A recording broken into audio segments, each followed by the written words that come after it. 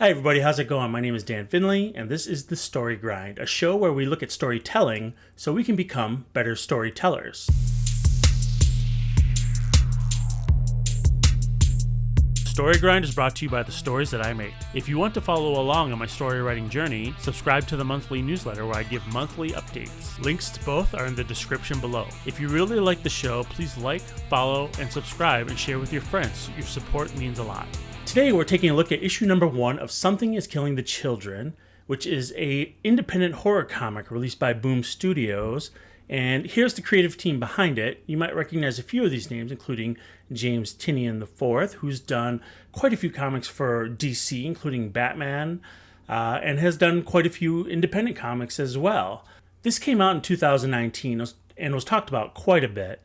I really wanted to kind of take a deeper dive into this because it has some interesting things about the storytelling that I want to incorporate into my own storytelling. So I think it'll be fun to just look it over, analyze it, and figure out what's working and what's not working. So there's a few different elements at play here that I really want to take a deep dive into. One of the interesting things that stands out to me is, one, it's a horror comic. Two, it had a breakout character in the vein of Erica Slaughter, which became an iconic character pretty quickly, and one of the standout characters that made this series really gain a lot of people's attention. Also, it's dealing with some dual protagonists, which I think is something a little outside of my wheelhouse. I don't usually write or create stories with dual protagonists, but another thing that's really interesting about this is, like, one of the protagonists is a flat character. And if you don't know anything about like iconic / flat characters, I did a short little video explaining them, and it's worth checking out. If you look at I guess it's like above my shoulder, here's a link to it, or maybe there'll be a link in the description below to a short little video I created explaining character arcs and the flat character as a part of that video. Yeah, so I wanted to kind of take a look at this story and see what really made this stand out in 2019 and run for, I think it's up to 35 issues right now. So let's take a closer look at Something is Killing the Children. All right, here we go. So the first thing I want to do is take a look at the different characters we have in this story. One is the lead protagonist, which is Erica Slaughter, and she's going to follow that flat character arc, which I mentioned a little earlier. And then the other character we have here is James, and we're going to follow his arc throughout the whole story as well. In fact, we're going to bounce back and forth between those stories until they merge up at the end of this issue. A little later in this video, we're going to do an overview of their scenes and kind of see how they interplay with each other. So one of the important things about dual protagonists is that you can't dedicate a whole lot of time to one character. You have to bounce back and forth in order to make sure that the reader is familiar with both and empathizes with both. And to do that in this this first issue, which is 28 pages, you're almost severely limiting the amount of time you can focus on a character. That can be a detriment to some writers. It makes writing, I think, these type of dual protagonist stories a little bit harder, and you have to kind of do it in a way, you really have to balance it, and I think that is the most challenging part, at least for me as a writer, which is why I don't do it too often. But I think this is going to be great to kind of look at and kind of figure out how James Tynion is doing this and does it really well. So let's take a look at the individual pages and sort of map it out on a story map, and then kind of see where the scenes break down. We start out with 4 boys at James's house, and not to be confused with James the writer. This is a character named James, but we have them playing a game of Truth or Dare, and that takes us into them daring James to tell a scary story. And he relays this creepy story, which I think is really nice because it sets the mood for a horror book. And we get to watch the horror in these kids as they listen to the story. And I think one of the things that's being done really well here is we have like page 2, where we're looking at all this dialogue from these characters. And then we go to page 3, and the very first panel on page 3 is the kid's response to the scary story that James has relayed. And it's such a brilliant use of the silent panel. I really, really like this because it just gives us the impact without any words as to how they are reacting to his scary story. And they believe it. They believe it 100%. And then they kind of react with some, like a little burst of anger because they think he's messing around with them. And in fact, they challenge him to a degree that James turns around and says, okay, you don't believe me. Let's have truth or dare then. And the scary story that James relays is that he kind of saw a scary creature in the ravine behind his house. And one of the interesting things is that James doesn't say exactly what the truth or dare is, but through the writing, it is implied that he's going to dare them to go into the ravine to see this monster, right? So these 3 pages of scene 1 really set up the mood and the ordinary world for these characters, right? It seems like a small suburban town surrounded by woods, kids just hanging out, telling scary stories. Nothing too remarkable at this moment, but like a really nice, subtle way of creating that creepy mood and kind of letting us know that we are in a horror story. Nothing too grotesque, nothing out there yet, but definitely taking those first steps to set a tone. On top of that, I think the colors also add to this tone. Also really enjoying the artwork here, which I want to point out. It's sort of like this really nice, loose, sketchy style. I think that really works for horror. Could you imagine like really crisp, distinct line work in a horror book? I mean, it's been done, but I just don't think it's as interesting. I think there's something about like the looseness and sketchiness in a horror book that kind of adds to the mood and the tone. And, that where maybe reality isn't exactly as crisp and clean as it is in like maybe a superhero comic. But so yeah, the art, the lighting, the colors really adds to the mood on top of that. So what we're going to do then is move into scene 2, which is only 2 pages long. And we do a little bit of a time jump where we see James. Let me actually backtrack from scene 1. The last panel of scene 1, we see a close-up of James kind of arching an eyebrow and saying like, okay then Noah, truth or dare. We cut to scene 2 where we see a pretty similar close-up of James who's looking stunned. So what we find out is something has happened in between this time jump. And what has happened in between the time jump is actually the inciting incident, but we don't know what that inciting incident was. We just kind of know that something bad has happened. So in scene 2, we start off with James trying to explain himself to what I assume is a police officer in an interrogation room. And he kind of says like, hey, we went into this ravine late at night. He slipped on a tree root, and then all he heard was screaming after that. And he can't really explain himself. And that's it for the scene. So something has happened to the children. And then we get to the next, well, it's not really a scene, it's the title page. At the end of scene 2, we're kind of set up like, well, what happened? And what I really like about this is that the next 2 pages is a title page, a splash page of a title page, actually. And it kind of answers that question. Something is killing the children.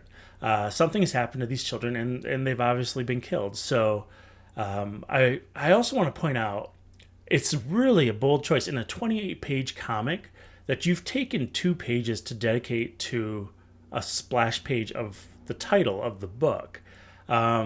Really interesting, really kind of a bold move.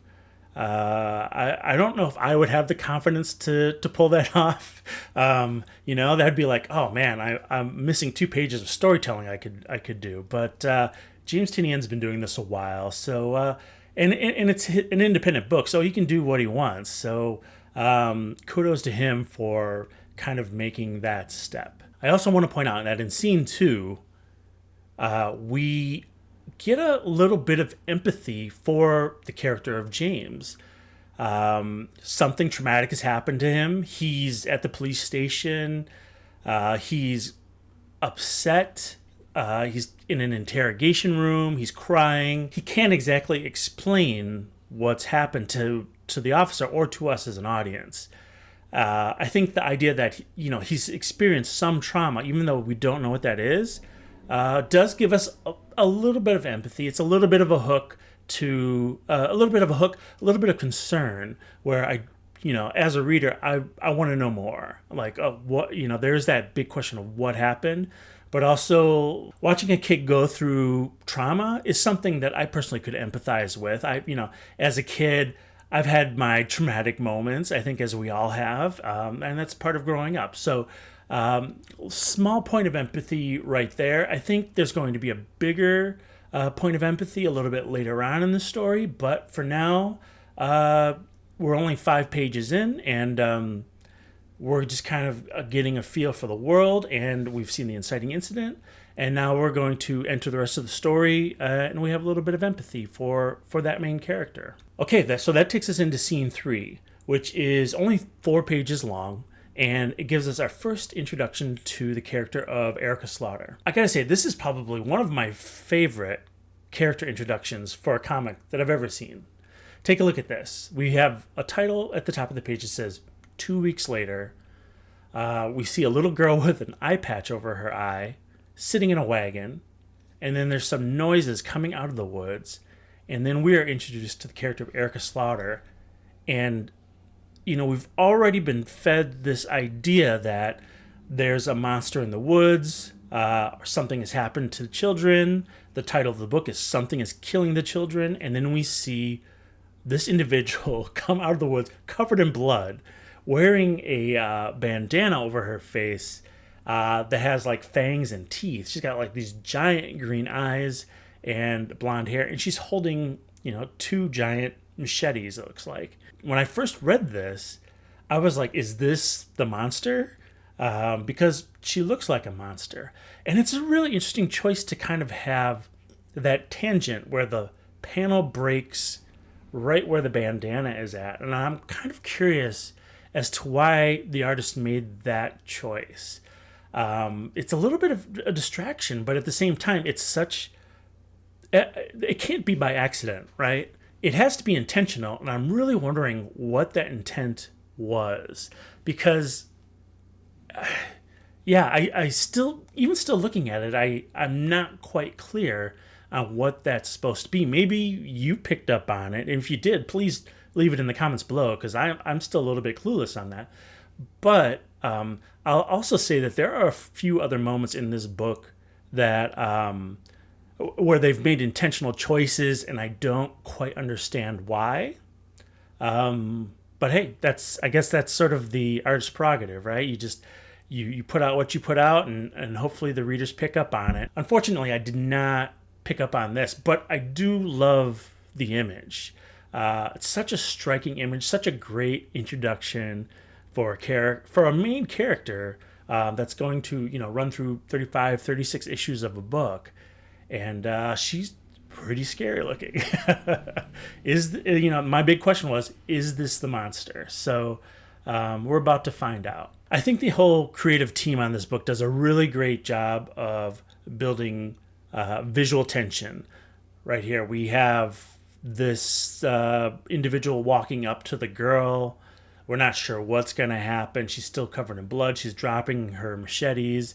She bends down next to the girl. We question what's really going to happen, and then we find out, she's just pulled out a bottle of water and is taking a few glugs from this bottle of water and just sits down. And now we go into one of the other things that I don't quite understand the intention behind in this comic. It looks like James Tynion, I guess from what I understand, he doesn't do this in just this comic, but he does this in other comics as well. I'm not too familiar with his Batman work, but it looks like we have a 2-page spread, but it's panels laid out across that 2-page spread in a way that you just read left to right. So it's kind of subverting the typical 2-page spread where you would have a sort of a much bigger canvas to show action or maybe an important story point. And instead, it's taking it and breaking it up into a lot of panels to tell something. Actually, I should say it's telling a story that's a little bit quieter, which is, interesting in and of itself. It's sort of counterintuitive to what you would normally do. And there's something that I kind of just thought about where a lot of this book kind of plays to this idea of being a little counterintuitive to what is normally done.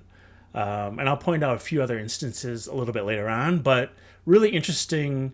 I'm not sure I'm loving it. I'm not sure if this is something I would ever do in my own work.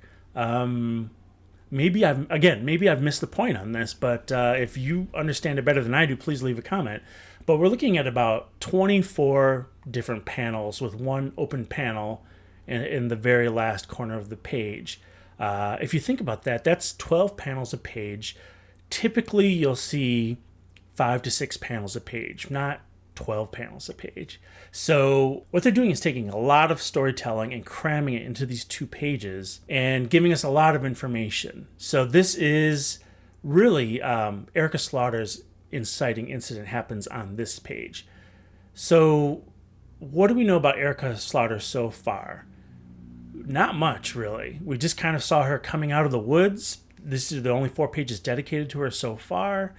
We know that she's not a monster at this point. We know she's friendly with the girl. She's having a conversation, and the girl wants to know if it's over. And then all of a sudden, Erica gets a call from somebody or something named St. George. And that'll come into play a little bit later. Actually, I think after the first issue, but for now, it's pretty cryptic as to who or what St. George is. But it does seem to be some kind of authority figure that is putting her on a new assignment. So essentially, this is Erica Slaughter's inciting incident. Her ordinary world was killing monsters in the woods, trying to save a town or a girl, and now she's on to a new assignment. And I think that is very typical of the Flat character arc, right? Someone who's an expert. They are really good at their job. In fact, they're like one of the best at their job. They're a little jaded and bitter. Nothing really affects them anymore. And they're on to the next gig after this. And we'll see how that comes into play a little bit in a little bit when she meets up with James. But we're going to see that Flat character and the character that James plays are integral to each other, especially when it comes to a Flat character arc where someone is the expert. Think Batman is also another character that has a Flat character arc, right? Best detective in the world. He doesn't need to explain himself to anybody, but he does have Robin, who is that kind of sounding board character. So here we go. The last 2 pages for scene 3, we see Erica Slaughter getting her new assignment, which is to travel to Archer's Peak, Wisconsin, where there is another monster. One of the other things that I really want to point out in these 2 pages, which I think is really interesting, is the composition variety for each panel. Close-ups, wide shots, very wide shots, extreme close-ups of a phone, a lot of bouncing back and forth, a lot of nice visual variety. And also there's a lot not being said between these 2 characters. It's very clipped in a way, and very, very, cryptic as well. So I think the creative team is creating a lot of intrigue in this sort of tiny blonde monster hunter that's covered in blood, right? You can see why a lot of audiences responded to this, and it became a popular comic. But that's it for scene 3. Let's move on to scene 4. This scene is dedicated to James. We see that he's returned to school, And sort of this first page of scene 4 is pretty much a silent panel. Exterior shot of the school, James discovering a memorial on the lawn dedicated to his friends. He sees their photos, and then someone off panel says, "So you killed him? So you killed them, right?" And we see someone who's kind of playing the bully role, getting really angry in his face, and accusing James of killing these individuals. And this is I think this is like the big point of empathy for me as a reader. Watching him getting bullied in school kind of really puts you on his side and really concerned for his well-being. You know, he's obviously hasn't killed anybody, but he's being accused of it by some people who are angry and some fellow students. So he kind of ends this whole scene by telling the bully to shut up. And of course, when you yell at a bully like that, it doesn't really end well for you. So let's go into scene 5 and see what ends up happening. Well, we find that James has been sent to the principal's office. And the weird thing is, they don't describe exactly what has happened. It's pretty obviously that James has not hit the bully or attacked them, but maybe there was some kind of scuffle, enough of a scuffle to get James sent to the principal's office. So this scene is only 2 pages long, but it's really interesting because it's very refreshing in a lot of ways. Like, imagine you're tasked with writing a scene where a kid is sent to the principal's office. What is that scene going to play out as for you? It's going to be maybe a condescending adult talking to a kid, scolding a kid. And, I feel like that is sort of like a pretty typical cliche path to a kid in the principal's office type of scene, right? But I think what the creative team does here that's different and interesting and refreshing is that the principal is actually not going to do that at all. In fact, he's really annoyed with the bully. He kind of wishes James had punched the bully. He also sort of has a very frank approach to, I should say, a frank way of addressing James, in that it's very conversational. He's swearing a lot. He's essentially not trying to protect James, where I think most adults typically would. He's just being very direct. And he even starts crying in front of James because a lot of kids have apparently gone missing in this town. And this is the first time we find out about it. James's friends are not the only ones who have been killed. There's a lot more. We don't exactly know how many more, but we do know that there was a news crew there reporting on it initially, and then they left and they haven't bothered coming back, even though more kids have gone missing. So again, sort of setting up that ordinary world, establishing that ordinary world, and going, okay, there's not just 3 additional kids being killed, but a lot more, and it's happening in this town quite a bit, and nobody seems to care, which is really strange. And that'll be addressed a little bit later in the series, but I don't think we come back to it in this issue. But essentially, the principal just dismisses James and gives him the day off. But James says, hey, we're going to watch a movie in this class, so I'm not going to leave. But yeah, so no real punishment for James, but such a great scene, such a surprising scene. And I think this is probably one of those moments that tells you, like, you're reading something that's very different. Like, if this had just been a regular principal scolding a child scene, I'm not sure. Maybe the book would still be as successful, but I think, again, having those surprises in storytelling, those are the kind of things that draw me in as a reader. And just kind of watching the exchange between them made me go, wow, this is great. I really want to read more. So that's the end of scene 5, only 2 pages long. So let's move into scene 6, where we bounce back to Erica Slaughter, which is also only 2 pages long. We come into the scene where we see Erica has arrived at Archer's Peak. She's having a conversation with one of the other passengers on the bus about these kids gone missing. And then on the second page of this scene, we see for the first time how many kids have gone missing. And it's a lot. And it's kind of crazy. And then we see a police officer who also will play in a more important part a little bit later on in the story, where he talks to her and asks if she knew one of them. And she's, very mysterious, very cryptic. She says, "You could say that," and then walks off. Now we go into scene 7. And this is the final scene of the book, right?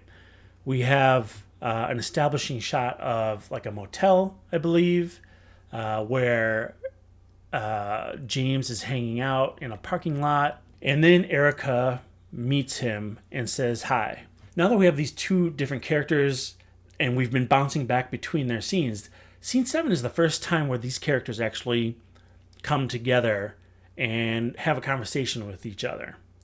And this is really interesting because, we've gone through almost, 18 pages so far, and there has not really been a horror moment in this horror book. Some creepy moments, like a little bit of a creepy storytelling, some kind of foreshadowing or some implications of violence off screen, but nothing that makes this a horror book so far. In fact, it kind of feels a little bit like just a regular suburban drama with maybe like some crime happening in the background. No monsters, no thing that is killing the children yet, but we're going to get to it. So here we go. Scene 7 is the longest scene in the entire book, and it is 10 pages long. We get to Erica and James meeting in the parking lot, and she happens to know him or recognize him right away, and confronts him and says, I want to know what you saw that night that your friends were killed in the ravine. And James feeds her the line that he fed the police officer earlier in the book, which is he didn't see anything, or he had slipped on a tree branch and he didn't really know what had happened. But Erica doesn't believe him, and she pushes him to tell her what really happened. And again, sort of like that flat character arc, that expert character that she is, she can see through his lies. She knows something's going on, even more than that police officer or that principal, or those other forms of authority earlier in the story. They couldn't break through the wall that James had put up, but Erica, being an expert, being really good at a job, she's like, she sits down and she's frank with him, and she says, like, just tell me what you know. I know right now you're scared. You're probably doubting that you saw anything at all, but the world makes a lot less sense than it used to. But I promise you, I swear on my heart, hope to die, that I'm going to believe whatever you tell me, okay? No matter how weird it is, no matter how scary it is. And this is enough to make James break down that wall and not only relay what happened that night, but also not just relay what happened that night to Erica, but also relay what happened that night to us as the reader. Because up to this point, we don't know what happened. We just know that kids have died. There was, did James kill him? We don't quite know. And then, so this is what happens. He relays the story of what happened that night. We have an incomplete color shift, which is really interesting. It takes place at night, of course. Really nice dark blues and purples in this. Really helps kind of contrast those reds in the gore that now firmly puts us into a horror book, right? Again, we have 2-page spreads, but they're panel 2-page spreads. So I'm not really going to show them as a 2-page spread in the graphic, but again, sort of like an interesting way to sort of change up the pace. But this time, it's more action-oriented. In fact, I'm going to make sure these pages in the graphic are orange because these are horror moments in a horror book. So we've got 2 pages there, and then in the following 2 pages, we see more horror and gore of what James has witnessed. And it's, pretty horrific. And then we finally get to the last page in this flashback that shows the monster. It reveals what is actually killing the children. So now we cut back to Erica and James. The flashback is finished, and Erica's not surprised at all. Again, she's an expert. This is what she does for a living. She gets another call on her phone, says, "I've got it handled." And James says, "What do you mean you've got it handled?" She says, "You've got a monster in the woods. That's why I'm here. I'm going to kill it." And then we get this sort of visual beat of James thinking, and then a nice tight close-up of him saying, "Can I help?" And that is the end of Act 1 of this story arc, which I will point out, the story arc runs 15 issues, which is pretty amazing because typically a story arc will run about 5 issues. They'll collect it in a trade and then put it out there. But this going 15 issues, that's over a year's. I mean, if you release a comic issue once per month, that's well over a year's worth of keeping people on the hook for this story. Pretty surprising. I don't see it being done very often anymore or at all. But I think the creative team here has a lot of experience and they have a fan base. And I think they can pull this off probably more than the average creative team. So I did read the first 15 issues of Something is Killing the Children to kind of get a better idea of how the story plays out. And I will say that the first 5 issues ends with Erica killing the monster that we discover here.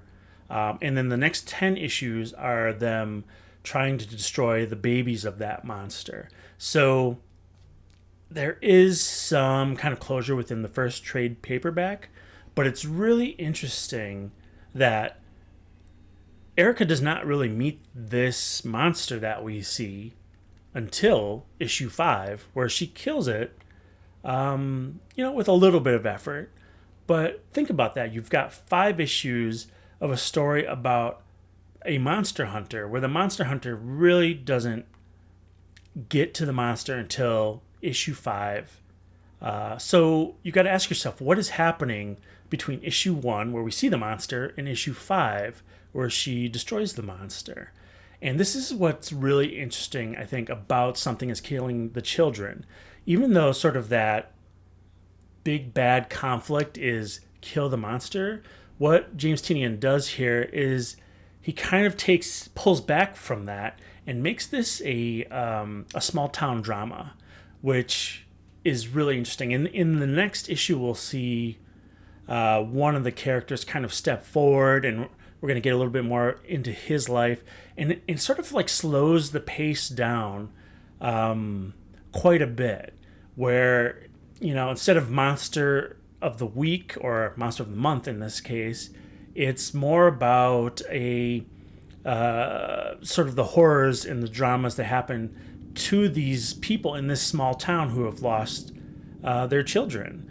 And that's really interesting, and it made me think about other stories that do something similar to that. And I started to remember the original Night of the Living Dead, which was about a group of people trapped in a house, and they were being attacked by zombies. But the horrors of the zombies were a part of it, as they were trying to break into the house.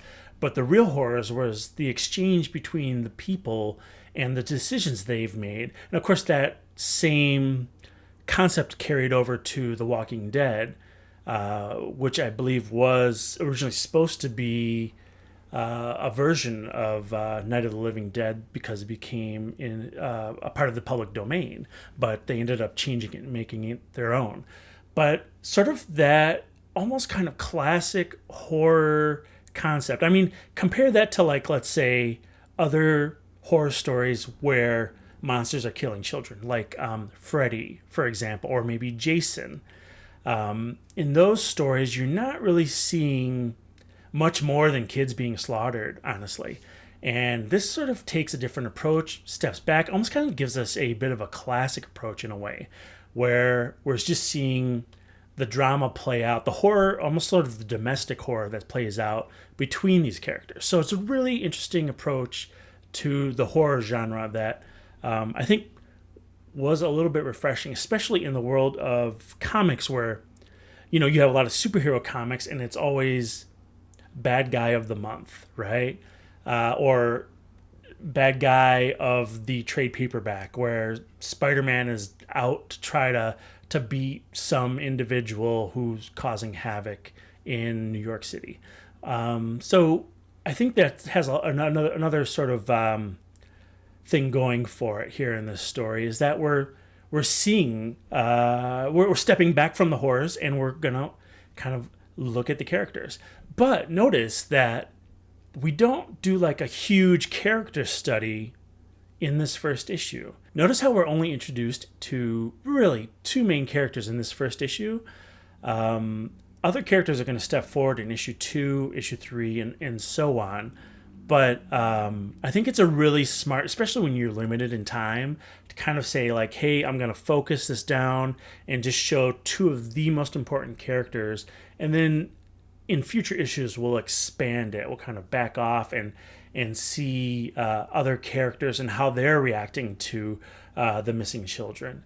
But I want to kind of take almost like a 50,000 foot view of the entire story. So we have the whole graphic up here.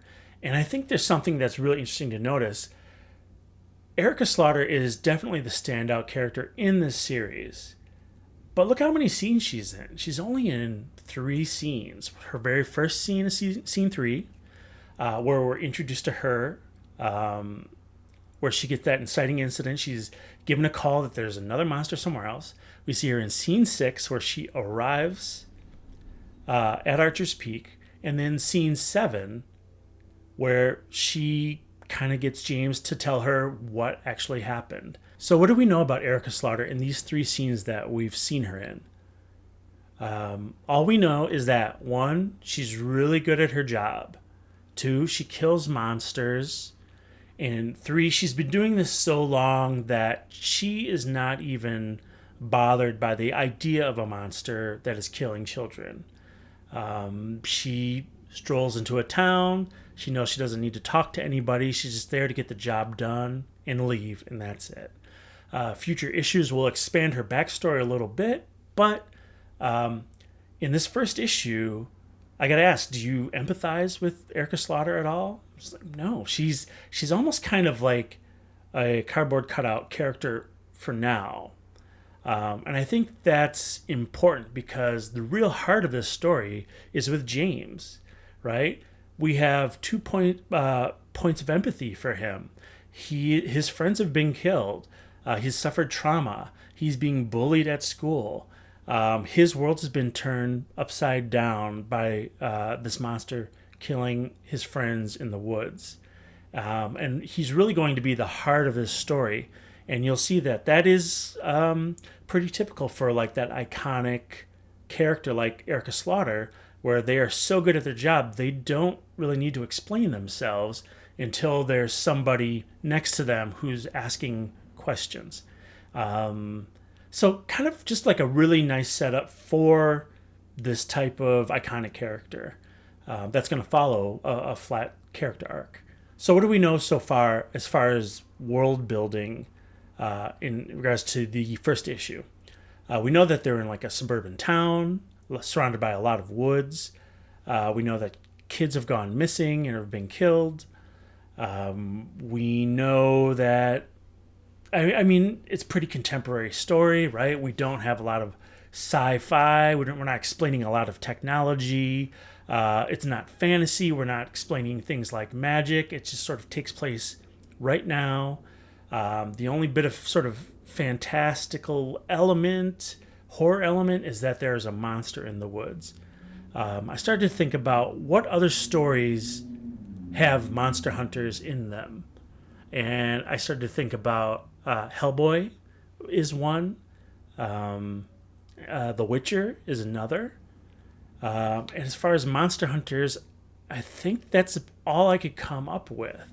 So Erica Slaughter really is sort of a standout character in the world of monster hunting. And I think that's also another reason why she became a popular standout character in this series. Now, there's also something that's really interesting that I want to comment on, which is they did not explain in this first issue that only children can see these monsters.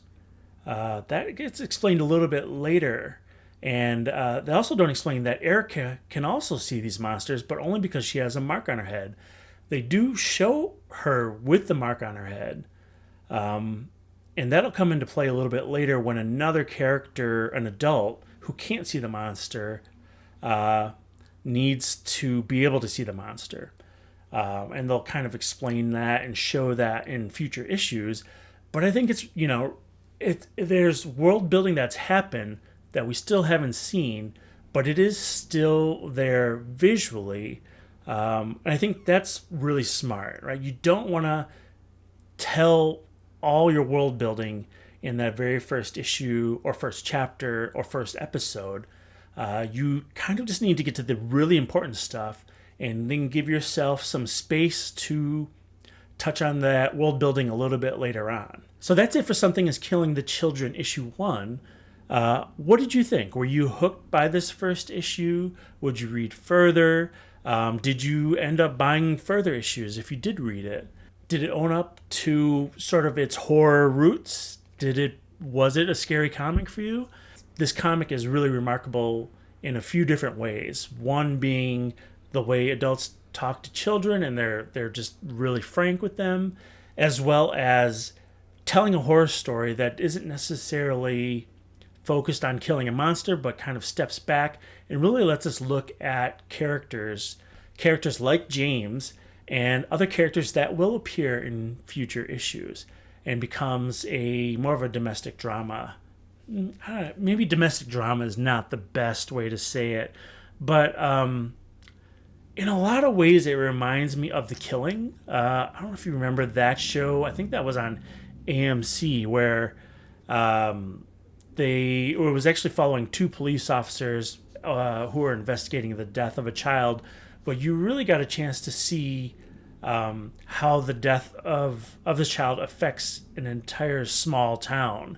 And that was really the compelling part of that story. And I think it's also sort of the compelling part of this story as well. It's not the monster. It's really how people are reacting to the chaos that's disrupting their small suburban town. So I really did enjoy Something is Killing the Children. It's really great to look at a dual protagonist story and see exactly where certain scenes fall into play, what they did reveal in the first issue, and what they'll eventually reveal in future issues. If you want to see some of the story techniques that I've incorporated into my storytelling, definitely check out my books, which are on the screen right now, and there's a link to them in the description below. It helps support the channel.